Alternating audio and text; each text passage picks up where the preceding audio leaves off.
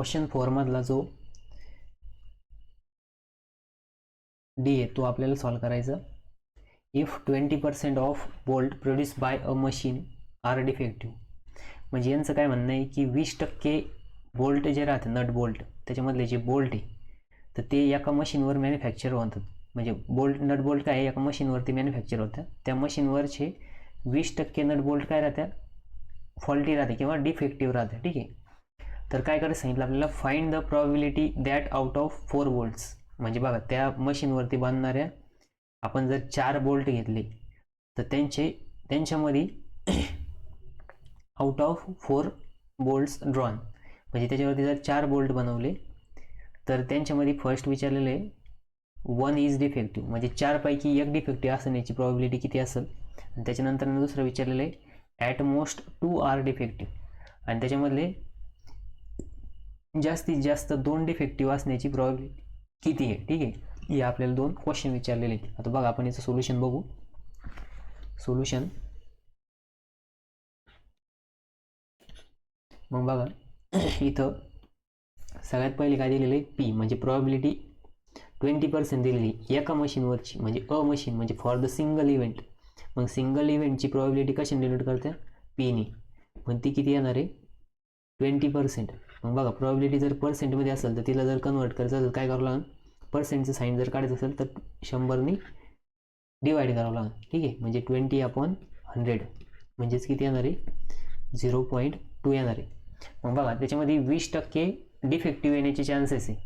तर डिफेक्टिव्ह न येण्याचे चान्सेस म्हणजेच क्यू इक्वल्स टू किती येणार 1 - पी येणार. मग 1 - पी काय येतं 1 - 0.2 म्हणजेच ते येणार आहे 0.8. म्हणजे 0.8 काय डिफेक्टिव्ह न येण्याचे चान्सेस आहे. ठीक आहे. त्याच्यानंतर नेक्स्ट बघा आता probability that out of 4 bolts म्हणजे नंबर ऑफ इव्हेंट एन किती दिलेला आहे आपल्याला 4 दिलेला आहे. एन किती दिलेलं आहे 4. आणि probability out of 4 bolts drawn मग त्याच्यामध्ये पहिलं विचारलेलं आहे 1 इज डिफेक्टिव्ह. इथं काय विचारलेलं आहे 1 इज डिफेक्टिव्ह. मग एक डिफेक्टिव्ह असण्याची प्रॉबिलिटी किती आहे ते विचारलेलं आहे. म्हणजेच आर इक्वल्स टू किती दिलेलं आहे आपल्याला 1 दिलेले आहे. ठीक आहे. म्हणजेच p of r is equals to बघा आता इथं याच्या आधी आपल्याला काय करावं लागेल. ठीक आहे. हे सॉल्व्ह करायच्या आधी एक ऑब्झर्वेशन आहे. ठीक आहे. तर इथं बघा आपल्याला एन इक्वल्स टू किती दिलेलं आहे एन इक्वल्स टू 4 आहे. किती दिलेलं आहे 4. आणि आपल्याला सिंगल इव्हेंटची प्रॉबिलिटी पण दिलेली आहे. म्हणजे इथं कोणतं डिस्ट्रीब्युशन यूज करायचं आहे बायनॉमियल डिस्ट्रीब्युशन. मग इथं लिहायचं बाय युझिंग बायनॉमियल डिस्ट्रीब्युशन. मग बायनॉमियल डिस्ट्रीब्युशनचा फॉर्म्युला काय पी ऑफ आर काय p of r is equals to n c r p raise to r आणि q raise to n minus r. ठीक आहे. या फॉर्म्युला यूज करायचा आहे.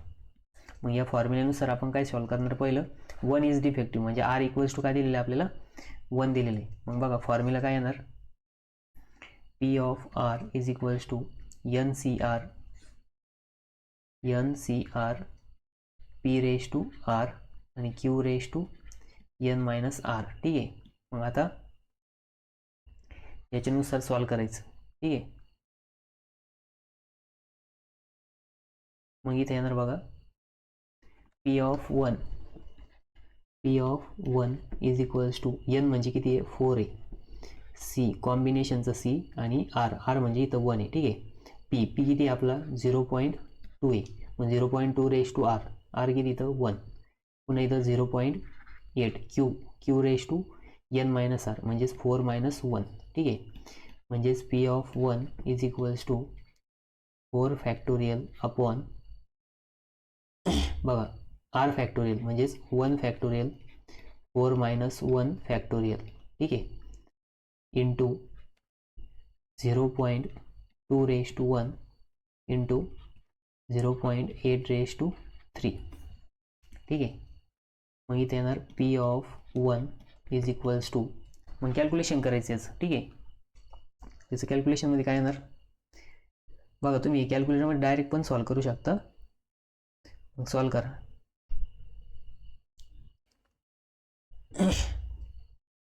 4 फॅक्टोरियल डिवाइड बाय बघा आता 1 फॅक्टोरियल इंटू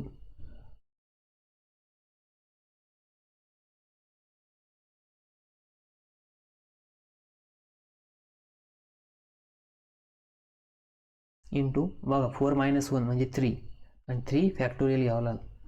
बघा याचा आन्सर येतं 4 इंटू म्हणजे काय येणार 0.2 इंटू 0.8 इंटू 4 इंटू 0.2 इंटू 0.8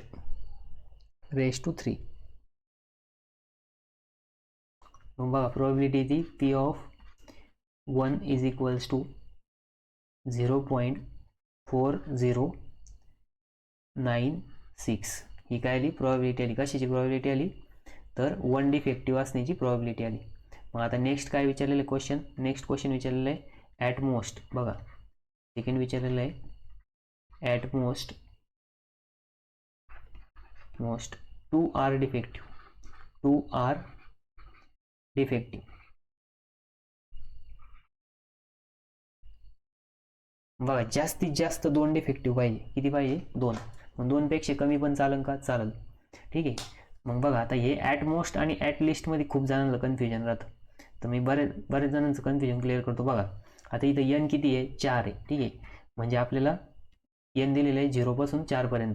मग बघा P ऑफ 0 म्हणजे कोणी डिफेक्टिव्ह नाही येणार, P ऑफ 1 एक डिफेक्टिव्ह येणार, P ऑफ 2 म्हणजे 2 डिफेक्टिव्ह येणार. ठीक आहे, P ऑफ 3 म्हणजे 3 डिफेक्टिव्ह आणि P ऑफ 4 म्हणजेच 4 डिफेक्टिव्ह. ठीक आहे, आता हे 4 प्रॉबिलिटी झाल्या आणि या सगळ्यांची जर बेरीज केली तर ती बेरीज काय येणार आहे टोटल प्रॉबिलिटीच्या इक्वलमध्ये येणार आहे. आणि टोटल प्रॉबिलिटी किती राहते 1 राहते.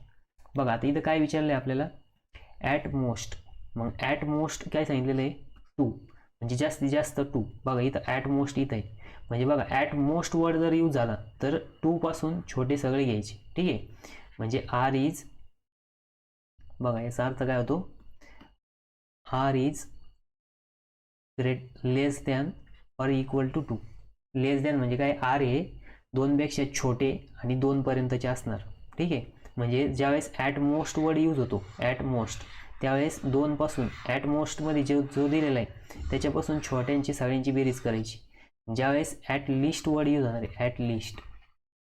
ठीक आहे, सपोज इथं असतं ॲट लिस्ट 2. मग ॲट लिस्ट वर्ड ज्यावेळेस यूज होणार आहे म्हणजे कमीत कमी 2 म्हणजे मग आपल्याला 2 कमीत कमी पाहिजेच. 2 पाहिजे, 3 पाहिजे, 4 पाहिजे. म्हणजे 2 बघा 3 डिफेक्टिव्ह येणार त्यावेळेस 2 डिफेक्टिव्ह राहणार आहे, 4 डिफेक्टिव्ह येणार त्यावेळेस पण 2 डिफेक्टिव्ह राहणार आहे.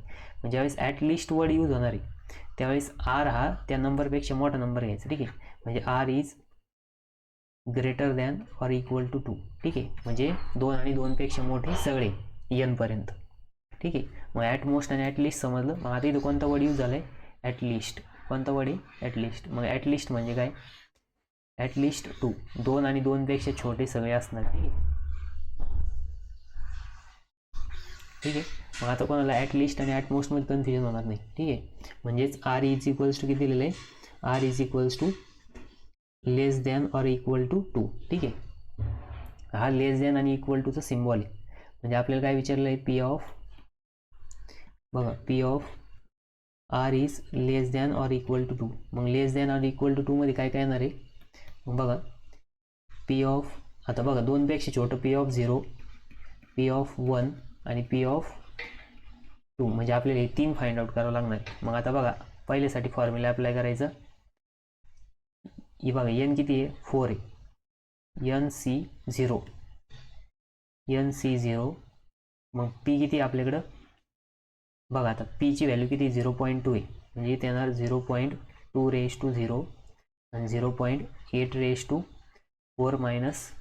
ठीक आहे प्लस 4C1 मग बघा इथे येणार 0.2 आणि इथे येणार 0.8 ठीक आहे आणि प्लस 4C टू 0.2 आणि इथे येणार 0.8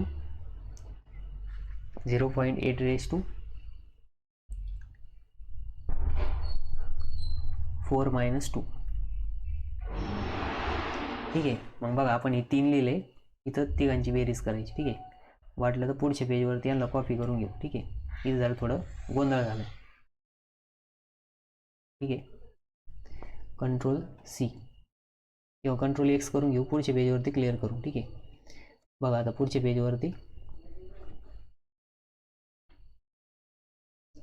बघा इथं लिहितो मी P of R is less than or equal to 2 is equals to बघा 4C0 0.2 raised to 0 0.8 raised to 4 minus 0. ठीक आहे. हे P ऑफ 0 चालू. मग P ऑफ 1चं काय आता 4C1 0.2 raised to 1 आणि 0.8 raised to 4 minus 1 plus 4C2 0.2 raised to 2 0.8 raised to 4 minus 2. ठीक आहे. हेच आपण पुढं इकडे दिलं एक्सप्लेनेशन करून. ठीक आहे. मग आता बघा इथं कॅल्क्युलेशन करायचं. मग प्रत्येकाचं सेपरेट कॅल्क्युलेशन करा. बघा आता पहिलं काय येणार 4 factorial upon 0 factorial into 4 factorial. ठीक आहे. आता n-1 आहे ना, n-1 म्हणजेच 4-1 काय येणार आहे 4 येणार आहे. ठीक आहे. 0.2 raise to 0 0.8 raise to 4 plus इथं काय येणार 4 फॅक्टोरियल अपॉन 1 फॅक्टोरियल इंटू 4-1 4-1 काय येणार 3 फॅक्टोरियल येणार आणि इंटू इथं काय येणार 0.2 raise to 1 into 0.8 raise to 3. ठीक आहे. प्लस इथे येणार 4 फॅक्टोरियल अपॉन इथे येणार आहे 2 फॅक्टोरियल इंटू 4-2 म्हणजेच 2 फॅक्टोरियल. ठीक आहे. आणि इथं पुन्हा इंटूमध्ये 0.2 raise to 2 into 0.8 raise to 2. ठीक आहे. मग आता बघा इथे येईल 4 factorial divide by 0 factorial into 4 factorial. मग त्याचा आन्सर येतं बघा 1 म्हणजेच 1 into 0.2 raise to 0 into 0.8 raise to 4 म्हणजे बघा त्याचा आन्सर येणार आहे 0.4096 प्लस. ठीक आहे. मग इथे येईल 4 factorial divide by 1 factorial into 3 factorial. ठीक आहे. म्हणजे ते येतं 4 आणि 4 into 0.2 raise to 1 into 0.8 raise to 3. ठीक आहे. ते येतं 0.4096. ठीक आहे. प्लस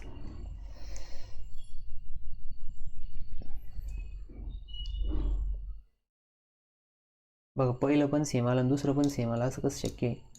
बरोबर आहे कारण की तिथं 8 रेज टू पॉवर 4 येतं बघा.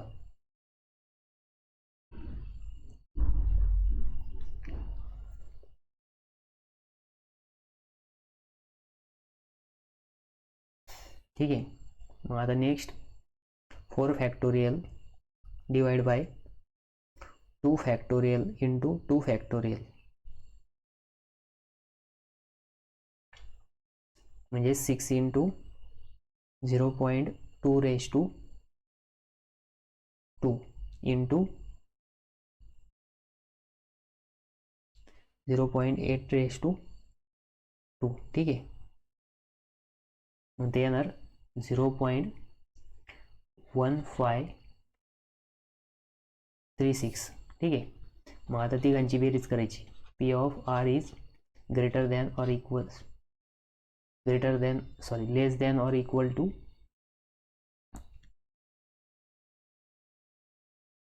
2 इज इक्वल्स टू, बघा इथं काय येणार, प्लस